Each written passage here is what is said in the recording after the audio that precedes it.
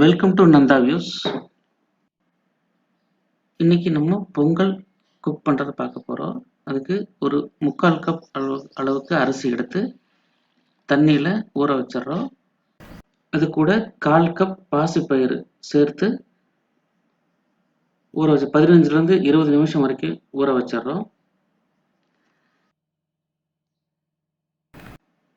இப்போ நம்ம பொங்கல் கூட சேர்த்துக்கிறது எதுனா கறிவேப்பிலை, பச்சை மிளகாய், இஞ்சி மற்றும் முந்திரி பருப்பு எடுத்துக்கிறோம்.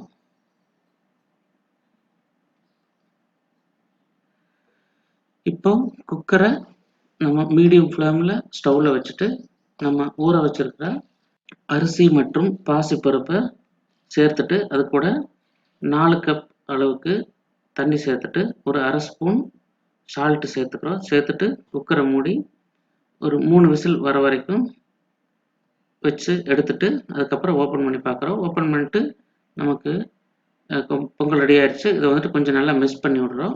இப்போ நம்ம பார்க்குற மாதிரி ரொம்ப லிக்விடாகவும் இல்லாமல் அல்லது ரொம்ப ட்ரையாகவும் இல்லாமல் ஒரு லெவலில் கரெக்டான லெவலில் நம்மளுக்கு பொங்கல் கிடைச்சிச்சு. இப்போது நம்ம வானொலியை ஸ்டவ்வில் வச்சுட்டு ஃபஸ்ட்டு 1 ஸ்பூன் நெய்யும் அதுக்கப்புறம் 3 ஸ்பூன் ஆயிலும் சேர்த்துட்டு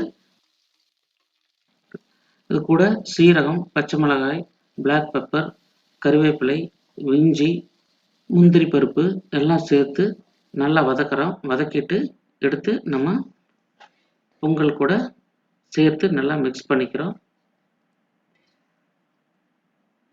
சேர்த்து நல்லா மிக்ஸ் பண்ணி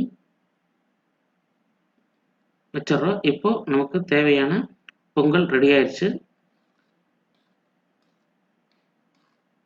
இது கூட தால், ரைஸ் இந்த மாதிரி கேஷ்யூ நட் எல்லாம் இணைஞ்சிருக்கிறதுனால கொஞ்சம் ஹெல்த்தியாகவும் பிரேக்ஃபாஸ்ட்டுக்கு ஈஸியாக சமைக்கிற மாதிரியும் இருக்குது. இது கூட கத்திரிக்காய் சாம்பார், தேங்காய் சட்னி இதெல்லாம் சேர்த்து நம்ம சாப்பிட்டோன்னா ரொம்ப டேஸ்டியாகவும் இருக்குது.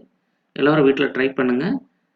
தொடர்ந்து நந்தா வியூஸ் சேனல்ஸ் பாருங்கள். லைக், கமெண்ட்டு, சப்ஸ்கிரைப் பண்ணுங்கள். Thank you for all.